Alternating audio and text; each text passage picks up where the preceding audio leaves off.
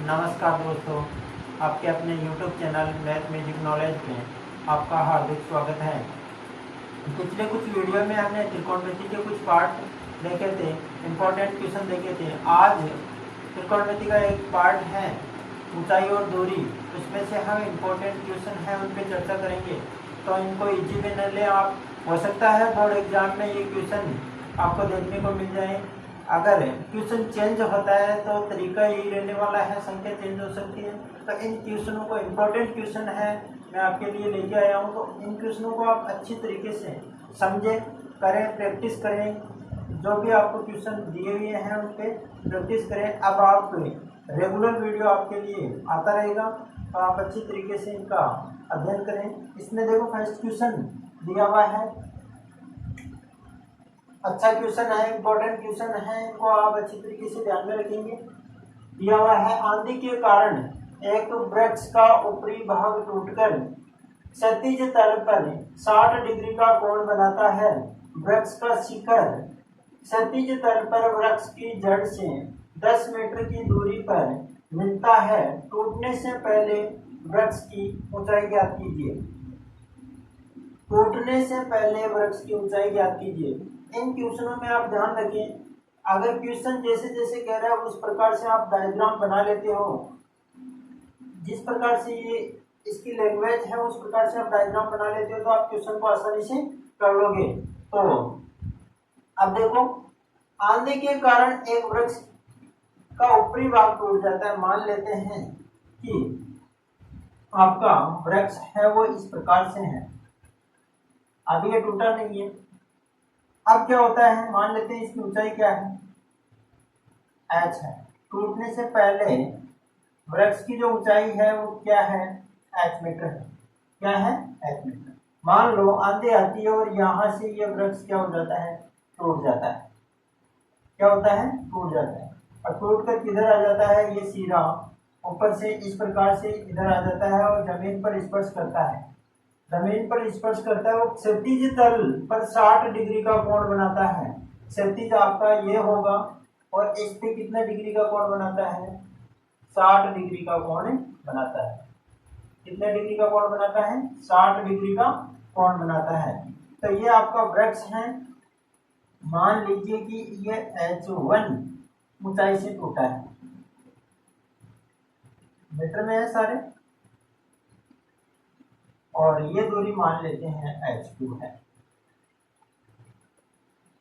तो ये दूरी H2 है, तो टूट के यही तो सीधा इधर आ रहा है, तो ये भी कितनी हो जाएगी, H2 तो होगी। ये भी कितनी होगी, H2। देखो दोबारा इसको, कोई वृक्ष है वो इस प्रकार से, ये वृक्ष है, इसका ऊपरी छोर है वो टूट जाता है H1 ऊंचाई से, और वो जमीन पे आके क्षैतिज के साथ में 60 डिग्री का कोण बनाता है और वो टूटकर जमीन को स्पर्श करता है। तो ये H2 है, तो ये भी क्या होगी, H2। और जमीन को जहाँ स्पर्श करता है, देखो क्षैतिज तल पर वृक्ष की जड़ से 10 मीटर दूरी पर मिलता है। तो क्षैतिज तल ये है और कहाँ मिलता है, 10 मीटर की दूरी पर। तो ये दूरी दे रखी है आपको कितनी, 10 मीटर। कितनी दे रखी है, 10 मीटर। ये 10 मीटर दे रखी है। आपको पूछा है कि टूटने से पहले वृक्ष की ऊंचाई ज्ञात कीजिए। हमने क्या मानी है, टूटने से पहले वृक्ष की ऊंचाई h मीटर। तो माना टूटने से पहले, देखो आप, माना टूटने से पहले, टूटने से पहले वृक्ष की ऊंचाई h मीटर है। यदि मैं h मीटर को H1 प्लस H2 लिख दूं, कोई दिक्कत नहीं है। इसको समीकरण नंबर आप एक, ये H1 है, ये पूरी है, इसमें H1 और H2 को मैं जोड़ दूं तो ये H ही है। यही मैंने यहाँ पे माना है। अब देखो, आपके पास में थीटा यह है, तो इस त्रिभुज की ABC, यहां से आपको H1 का मान ज्ञात करना है, H2 का मान ज्ञात करना है और यहां रखना है तो h का मान आ जाएगा, और h ही आपको पूछा है। तो पहले h1 का मान ज्ञात करने के लिए आधार का मान आपके पास में ये थीटा है, तो और लंब का मान आपको ज्ञात करना है। एक का मान दिया हुआ है तो एक का मान हम निकाल लेंगे। तो त्रिभुज ए बी सी से, त्रिभुज ए बी सी से कि टेन थीटा क्या लगाएंगे, लंब और आधार है तो क्या लगाएंगे, टेन थीटा बराबर होता है लंब बटे आधार। अब यहाँ पे लंब क्या होगा, AC बटे BC। टेन थीटा, थीटा की वैल्यू यहाँ पे दे रखी है 60 डिग्री। क्या दे रखी है, 60 डिग्री। लंब, लंब की वैल्यू है यहाँ पे H1, ऐसी की वैल्यू क्या है H1। यहाँ पे आधार की वैल्यू क्या है 10 मीटर। टेन 60 की वैल्यू यहाँ पे रख दो सारणी से, टेबल से टेन 60 की वैल्यू आपको पता है क्या होगी, √3। यहाँ पे √3 H1 अपॉन कितना हो जाएगा 10। अब देखो इसके नीचे कुछ नहीं है तो एक है, यहाँ से हम क्या कर देंगे, वर्जक गुणा करेंगे। तो वर्जक गुणा करो, 10 को √3 से गुणा करो, और H1 को जिसका मान ज्ञात करना है उसको पहले गुणा कर लो। H1 को 1 से गुणा करो, ये इससे गुणा होगा इधर, तो H1 को 1 से गुणा किया तो कितना आया, H1 बराबर 10 को √3 से गुणा करो तो 10 √3 हो जाएगा। इधर मान रख दो, ये मीटर में है।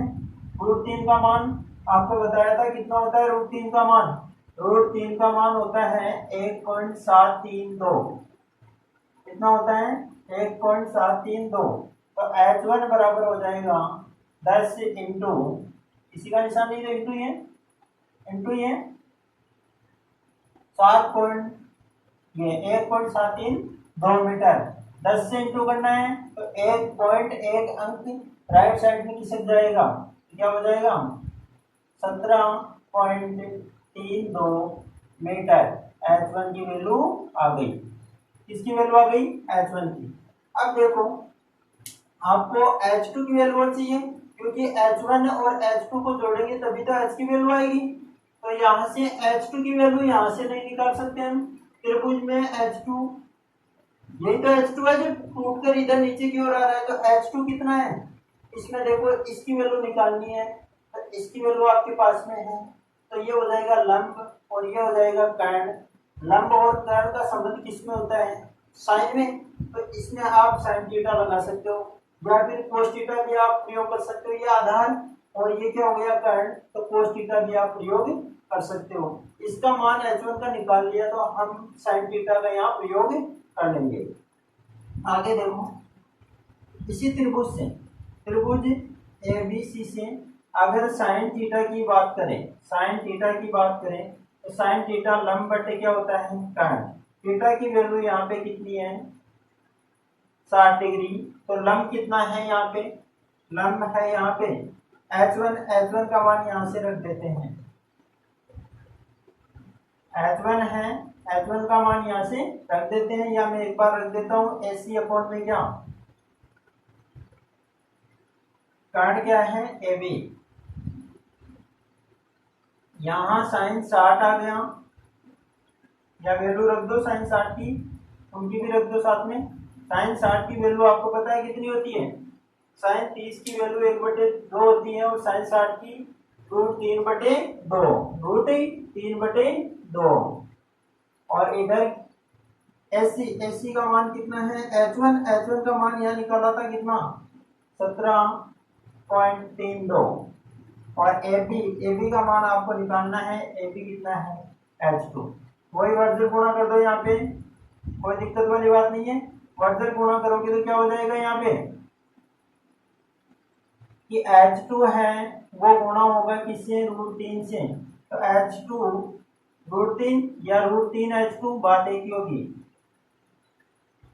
और 2 से इसको गुणा करो तो क्या आएगा, या तो गुणा के रूप में लिख दो या गुणा कर दो, बात एक ही है। क्लियर है। यहाँ से H2 का मान निकालोगे तो ये गुणा वाली राशि कहाँ चली जाएगी, भाग में, कहाँ चली जाएगी, भाग में। तो H2 बराबर क्या हो जाएगा इसको गुणा करेंगे, 2 दूनी कितना हो गया 4, 3 दूनी 6 और 17 दूनी 32। √3 है, भाग दे दो, इन दोनों को गुणा कर दिया, √3 का क्या कर दिया भाग दे दिया। तो H2 बराबर क्या आ गया, यहाँ से H2 बराबर क्या आ गया, H1 की वैल्यू यह है, H2 की वैल्यू वो है। या तो दोनों को जोड़ दीजिए या फिर क्या करोगे, √3 का उसमें भाग दे दो। अगर भाग देते हो तो अच्छी बात है, देखो चला जाएगा यहाँ से। या तो √3 का मैं मान रख देता हूँ यहाँ से सीधा सीधा, 1.732 ये होता है।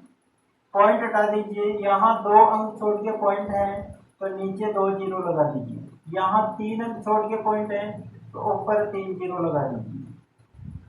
2 जीरो से 2 जीरो कैंसिल, ऊपर 1 जीरो बच गया।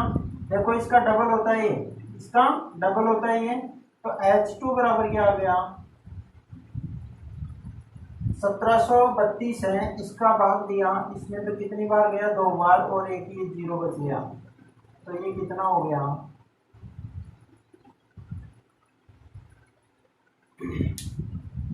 कितना हो गया 20 मीटर हो गया। अब देखो H2 की वैल्यू आपके पास में 20 मीटर है और H1 की वैल्यू आपके पास में कितनी है 17.32।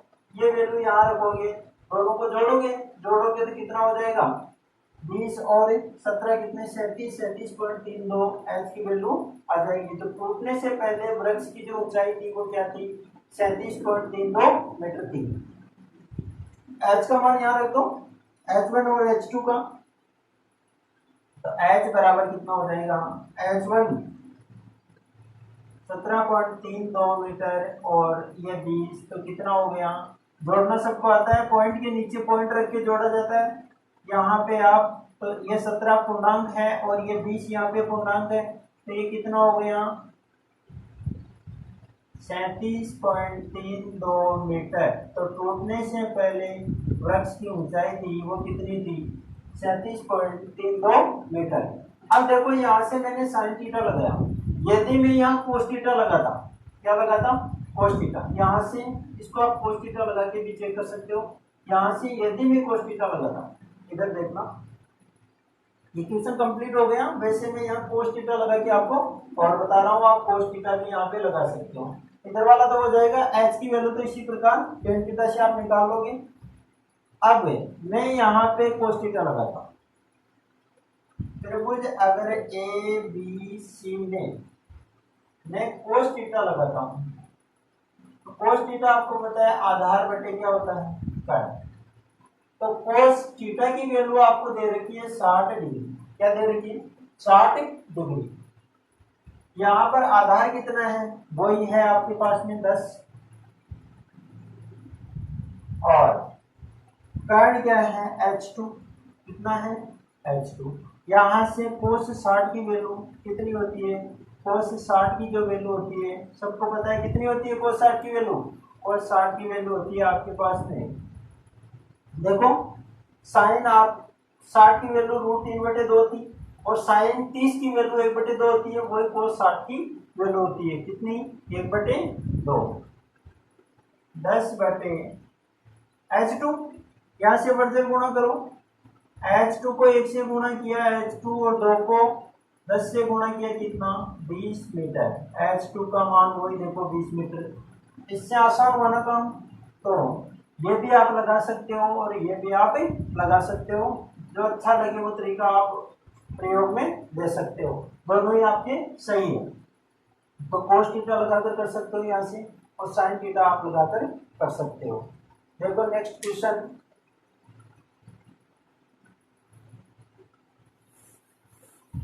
टूटने से पहले जो वृक्ष की जो ऊंचाई है वो कितनी आ गई 37.32 मीटर।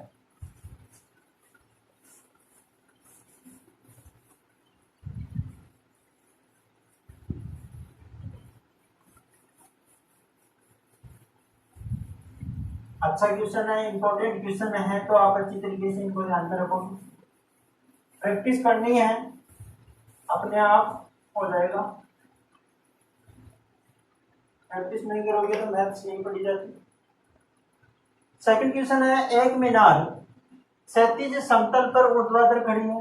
यदि सूर्य का उन्नयन कोण 30 डिग्री हो तो मीनार की छाया की लंबाई 45 मीटर हो तो मीनार की ऊंचाई ज्ञात कीजिए। ये तीनों ही क्वेश्चन थोड़े मिलते जुलते हैं। देखो लैंग्वेज परिवर्तन है, क्वेश्चन उसी प्रकार के हैं, डायग्राम बनने के बाद में सारे सेम क्वेश्चन बन जाते हैं। तो एक मीनार है, वो क्षैतिज समतल पर ऊर्ध्वाधर खड़ी है। आप समतल इस प्रकार से मान सकते हो, इसको इस प्रकार से खड़ी है। एक समतल है, उस पर एक मीनार है, मान लीजिए ये मीनार है। सीधी ऊर्ध्वाधर का मतलब सीधी खड़ी है इस प्रकार से।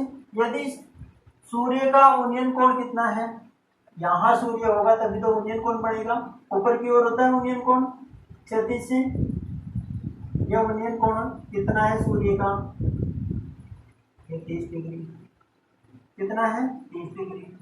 तो मीनार की छाया की लंबाई 45 मीटर हो तो, और मीनार की छाया की लंबाई, अब आपको पता है मीनार ये है, इधर सूर्य है, इसका उन्नयन कोण ये बन रहा है, तो ये छाया है या नहीं है मीनार की। तो ये आपको दूरी दे रखी है, वो कितनी है, 45 मीटर। कितनी है, 45। और ये हमेशा आपका क्या बनेगा, समकोण। तो मीनार की ऊंचाई यहाँ पर ज्ञात करनी है। मीनार ये है तो इसकी ऊंचाई आप मान सकते हो, ऊंचाई की h है। मीनार की जो ऊंचाई है वो कितनी है, h मीटर। अब आपके पास में अगर मैं इस त्रिभुज में tan थीटा का प्रयोग करूं तो आधार आपको दे रखा है और लंब आपको पूछा है। आधार और लंब किस में प्रयोग होता है, tan थीटा में, और tan थीटा की यहाँ पे वैल्यू निकालेंगे तो h का मान आ जाएगा। तो देखो नाम दे दीजिए इसको त्रिभुज ABC, लिख सकते हो आप। माना मीनार की ऊंचाई h मीटर है, या आप अपने आप लिख सकते हो मीनार की ऊंचाई, ये लिखना जरूरी होता है। माना मीनार की ऊंचाई h मीटर है, ठीक है। यहां से आप लिख सकते हो त्रिभुज ABC से, त्रिभुज ABC में क्या कर रहे हैं हम, tan थीटा का प्रयोग कर रहे हैं। tan थीटा होता है लंब बटे आधार, ये आपको याद रखना है, बताया था आपको। अब tan थीटा की वैल्यू इस त्रिभुज में कितनी है, 30 डिग्री। अब लंब थीटा के सामने वाली भुजा हमेशा लंब कितनी कितनी है, h, और आधार का मान कितना है, 45। यहां से tan 30 की वैल्यू सामने से आप रख सकते हो 1/√3, और h की वैल्यू निकालनी है, और ये 45 √3 को h से गुणा किया, √3h, और 45 को 1 से गुणा किया, क्या आ गया, 45। तो h बराबर वैल्यू आ गई 45 बटे √3। कितनी आ गई, 45 बटे √3, 45 बटे √3 है। अगर वो बटे में है तो आप इसको नीचे नहीं छोड़ना है, इसका परिमेयकरण करवाना है आपको। तो इसका परिमेयकरण किस प्रकार से करते हैं, अगर मैं इस पद को √3 को ऊपर गुणा कर दूं और √3 से ही नीचे गुणा कर दूं, क्या इस पे कोई फर्क पड़ेगा, नहीं पड़ेगा। तो 45 √3 तो ऊपर बच गया, और √3 को √3 से गुणा किया, कितना आ गया, 3। देखो √2 है, उसको √2 से गुणा करते हो हमेशा कितना आता है, 2। इस रूट का मतलब है इसके ऊपर आधी पावर कितनी है, 1/2, आधी घात। और ऐसे लिखा हुआ है, इसका मतलब इसके ऊपर 1 घात, और ऐसे हम स्क्वायर करते हैं तब इसका मतलब इसको 2 बार लिखना है, इसको 1 बार। आधी पावर का मतलब क्या हो गया, रूट। तो आपको पता है इसके ऊपर भी आधी पावर है, इसके ऊपर भी आधी पावर है। आप घातांक नियम पढ़ा होगा, आधार समान है और गुणा में है तो घातें क्या हो जाती है, जुड़ जाती है। तो आधार समान है और गुणा में है तो घातें 1 और 1, आधी और आधी कितनी हो गई, 1। तो ये 2 की घात 1 बना या नहीं बना। इसी प्रकार √3 और √3 कितना होता है 3। देखो ऊपर वाली गुणा में है 3 एकम 3 और ये कितनी बार कटा 15 या 45, तो 15√3 यहाँ तक आप छोड़ते हो तो भी ठीक है, और √3 का मान रखकर आप गुणा भी कर सकते हो 15 को, तो वो भी आपका ठीक होगा। तो क्वेश्चन आपके समझ में आ गया होगा, इंपॉर्टेंट क्वेश्चन है।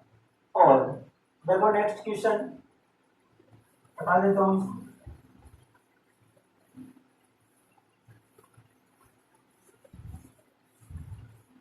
नेक्स्ट क्वेश्चन है वो इस प्रकार से दे रखा है आपको।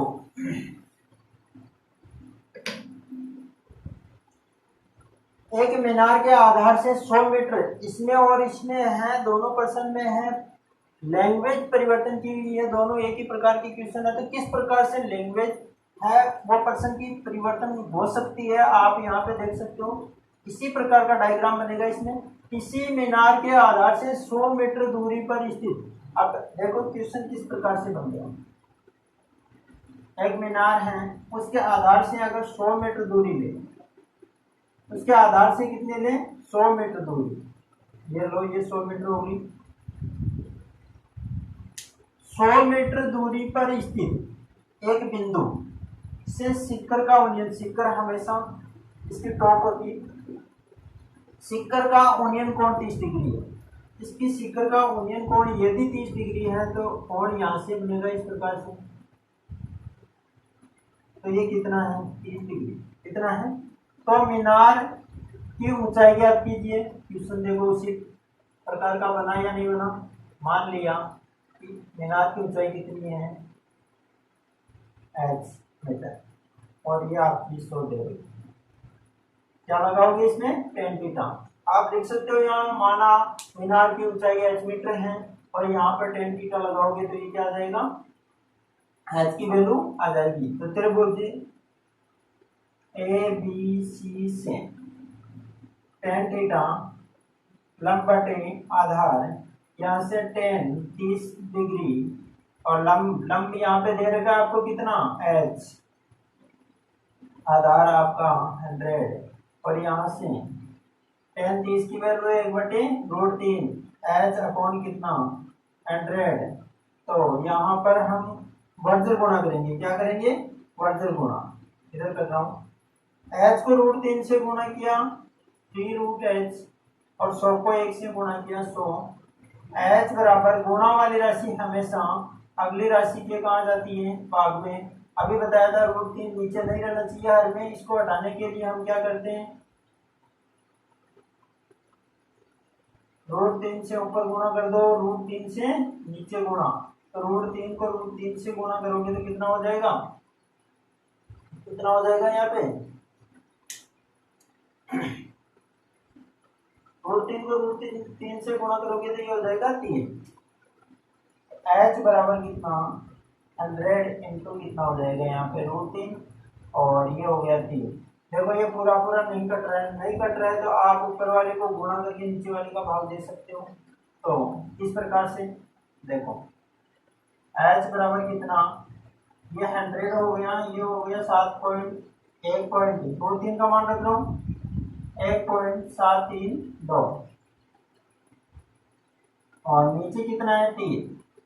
h बराबर कितना हो गया 2 जीरो है तो ये 0.2 अंक आगे खिसक जाएगा, तो ये हो गया 173.2 बटे कितना 3 का भाग दे दो। h बराबर कितना हो जाएगा 3 का भाग दिया तो 3 पंजे 15, बचे कितने यहाँ पे 2, और 2 बचे तो ये 23 हो गए, 7 21, फिर कितने बचे पॉइंट आ गया, पॉइंट लगा दिया, फिर कितने बचे यहाँ पे, फिर बचे 2 तो 3, 2 बचे और 22 हो गई, तो 7 21, कितने हो गए 7 21, और फिर बचा 2, तो ये इस प्रकार से 18 ये आ जाएगी टूटने से पहले, ये सॉरी क्या आ जाएगी मीनार की ऊंचाई, क्या आ जाएगी मीनार की ऊंचाई। इस प्रकार से आपको तीनों क्वेश्चन इंपॉर्टेंट हैं। देखो नेक्स्ट क्वेश्चन और करते हैं और इम्पोर्टेंट क्वेश्चन आगे।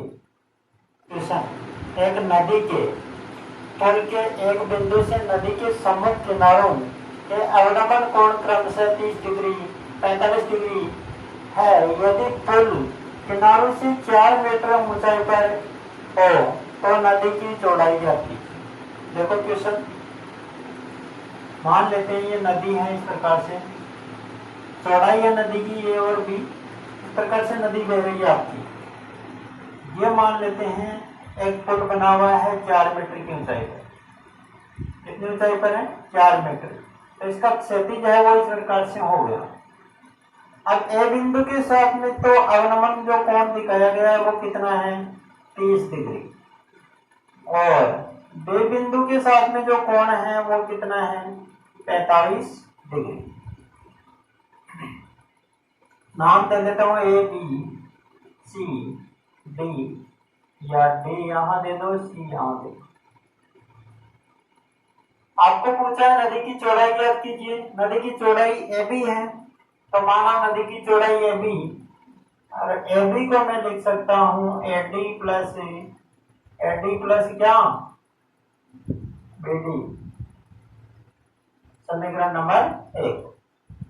अब यदि मैं एडी की वैल्यू निकालनी है और बीडी की वैल्यू निकालनी है, एडी की वैल्यू निकालनी है और बीडी की वैल्यू निकालनी है। ये 30 डिग्री है तो ये एकांतर कोण से कितना हो गया? 30 डिग्री। और ये 45 है तो ये एकांतर कोण से कितना हो गया? 45। दो समांतर रेखाओं को एक तिर्यक रेखा इस प्रकार से काटती है तो इसका ये कोण और ये कोण दोनों आपस में एकांतर कोण से क्या होते हैं? बराबर होते हैं। अब देखो यहां से एडी की वैल्यू निकालनी है तो मैं कौन सा त्रिभुज लूं?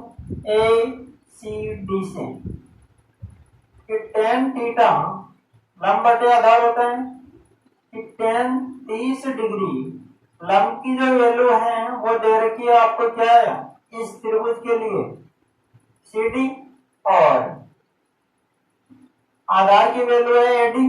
तो यहां से tan 30 का मान 1/√3 होता है और CD है, CD की वैल्यू यहाँ पे दे रखी है आपको 4 और AD की वैल्यू नहीं दे रखी है, आपको निकालनी है। सीधा सीधा वर्जन गुणा करो, निकाल दो। AD बराबर क्या हो गया? 4√3। कितना हो गया? 4√3। अब आपको निकालनी है किसकी? AD की वैल्यू। तो आप कौन से त्रिभुज को काम में लोगे? ए बी, ए नहीं है, डी सी डी से कि tan थीटा हो जाता है यहाँ पे क्या? लंब बटे आधार। तो tan यहाँ पे 45 डिग्री, थीटा की वैल्यू अलग है, यहाँ पे यहाँ 30 है, यहाँ पे 45 है, यहाँ आधार है, यहाँ लंब है, तो tan थीटा काम में आएगा, सीधी सी बात है। और यहाँ पे लंब की जो वैल्यू है वो कितनी है? सी डी, और इसकी कितनी है? B D. tan 45 का मान 1 होता है, CD का मान यहाँ पे 4 और BD का मान नहीं दे रखा। और जब गुणा करोगे तो BD बराबर कितना हो जाएगा? 4 मीटर। इसके अंदर मान रख दो समीकरण 1 में AD और BD का, तो क्या आ जाएगा? AB बराबर AB बराबर 4√3 प्लस 4 इसमें भी है, इसमें भी है, 2 पद है, दोनों में से 4 क्या कर लो आप? कॉमन ले लो। तो यहाँ पे 4 कॉमन लिया, इसका मान रखा है 1.732 प्लस 1, दोनों को जोड़ा तो ये हो गया 2.732। यहाँ पे कितना आ गया? 4 को अगर गुणा करेंगे किससे? 2.732 से, तो कितना हो गया? 4 दूनी 8 और ये कितना हो गया? 4 दिए 12, 7 चौक 28 और 1 29, 4 दूनी 8 और 2 10। 3 अंक छोड़ के पॉइंट है, आप भी इकाई साइड से 3 अंक छोड़ के पॉइंट लगाओ, ये आ गया मीटर में। तो AB बराबर वैल्यू कितनी आ गई? 10.92 मीटर। पॉइंट के बाद में 2 अंक लिख देते हो, काफी है। तो नदी की जो चौड़ाई है वो कितनी आ गई? 10.92 मीटर। नदी की क्या आ गई चौड़ाई। इस प्रकार से इस क्वेश्चन को, इंपॉर्टेंट क्वेश्चन है, ध्यान में रखोगे। नदी की चौड़ाई एबी है, एबी को एडी प्लस बीडी में लिख सकता हूँ।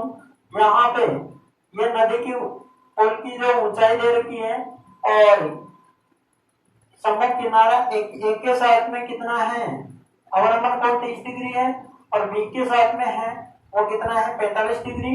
और इस प्रकार से ये कितना हो जाएगा, एकांतर कोण से 30 और एकांतर कोण से 45। यहाँ से आधार का मान निकालो, आधार का मान निकालो, दोनों को जोड़ दो तो ये क्या आ जाएगी नदी की चौड़ाई। नेक्स्ट क्वेश्चन देखो, अच्छा क्वेश्चन है, इंपॉर्टेंट क्वेश्चन है, वो भी सारे मैं आपको इंपॉर्टेंट क्वेश्चन करवा रहा हूँ बोर्ड एग्जाम की दृष्टि से, इनको जरूर आप हल करके जाएं।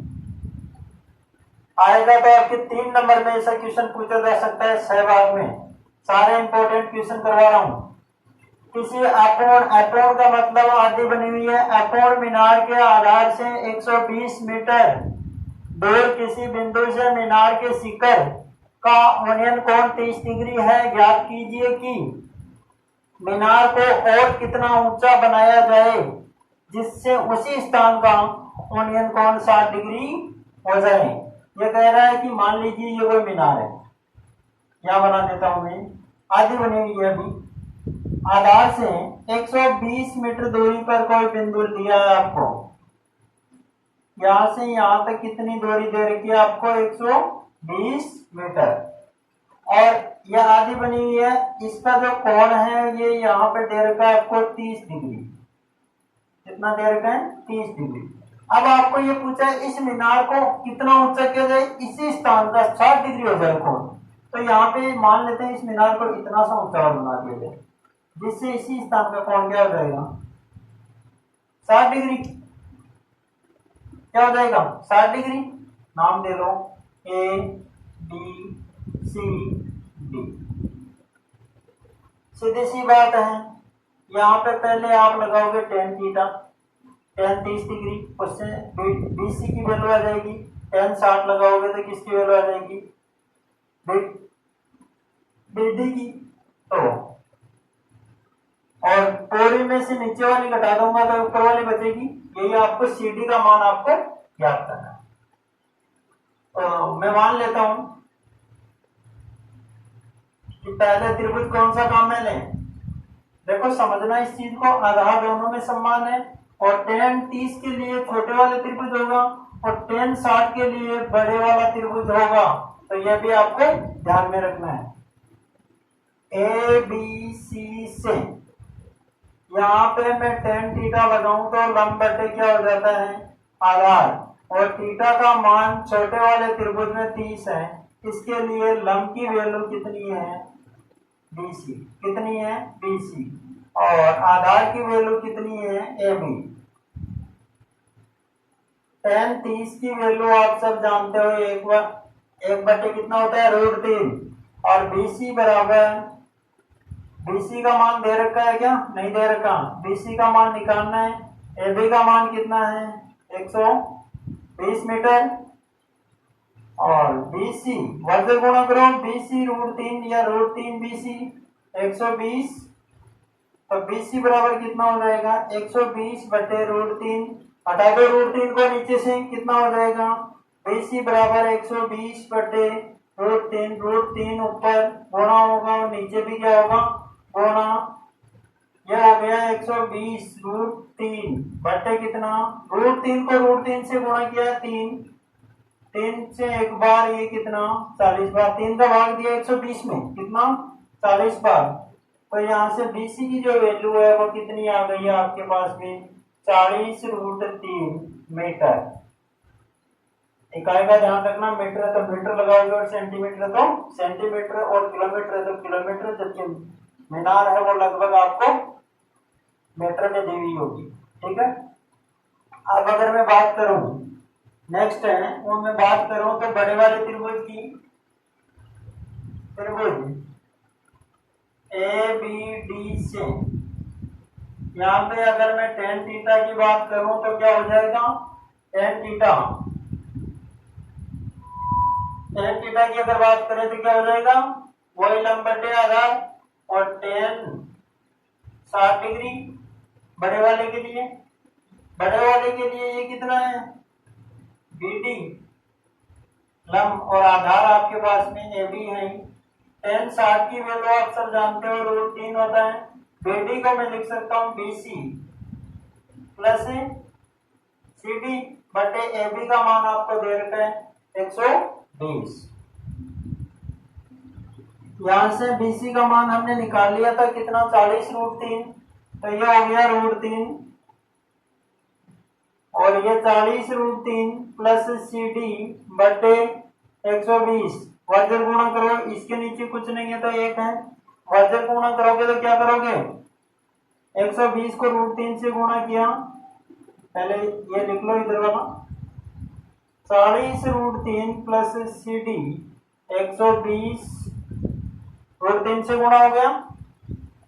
यहाँ से CD की वैल्यू चाहिए, प्लस में है, पक्षांतरण हो जाएगा उधर, 120√3 माइनस 40√3, यहाँ से CD बराबर कितना, √3 कॉमन आ रहा है, ले लो यहाँ से √3 कॉमन, 120 माइनस यहाँ पे 120 बचा, यहाँ पे 40, या 120 में से 40 घटा दो, सीधा सीधा कितना बचेगा वही लिख दो, कितना 80√3, कितना बचा 80√3 मीटर, 80√3 मीटर। किसकी वैल्यू आई, CD की वैल्यू आ गई। अब आपको CD की वैल्यू चाहिए, CD की वैल्यू आपने निकाल ली है। आप √3 का मान रखना चाहो तो यहाँ पे रख सकते हो, और प्रश्न में दिया हुआ तो रख दो, रख के गुणा करना है आप रख सकते हो अच्छी तरीके से, तो यहाँ से यही वैल्यू आपके आ जाएगी। तो मीनार को और कितना ऊंचा बनाया जाएगा, 80√3, या यहाँ पे मान रखोगे 1.732 और उसको गुणा करोगे, जो आपका आंसर आएगा उतना ही मीनार को क्या करना है, ऊंचा बनाना है। तो क्या किया अपन ने प्रश्न में, दो कंडीशन आपके पास में बन गई, एक तो छोटे वाले त्रिभुज की, एक बड़े वाले त्रिभुज की, दोनों में tan थीटा लगाया। एक में अगर tan थीटा लगाया तब आपके पास में BC का मान आ गया, दूसरे में tan थीटा लगाया तो BC का मान तो था ही, और इसका मान निकाल लिया, और इसका मान ही आपको चाहिए।